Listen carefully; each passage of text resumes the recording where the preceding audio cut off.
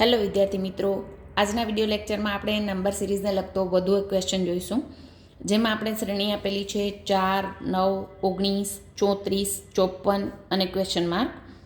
આપણે નજીકની સંખ્યાઓ દેખાઈ રહી છે એટલે આપણે ડિફરન્સ જોઈએ કે કેટલો છે.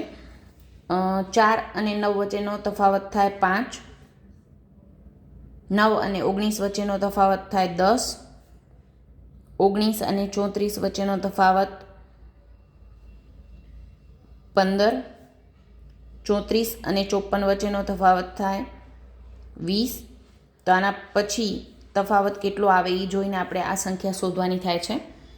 તમે જે ડિફરન્સ આપણે શોધ્યો છે એના વચ્ચે પેટર્ન જોઈ શકો છો, 5, 10, 15, 20. દેટ મીન્સ ડિફરન્સ છે એ 5-5થી વધતો જાય છે. એટલે કે હવે પછી કેટલા એડ કરવાથી આ સંખ્યા બનશે?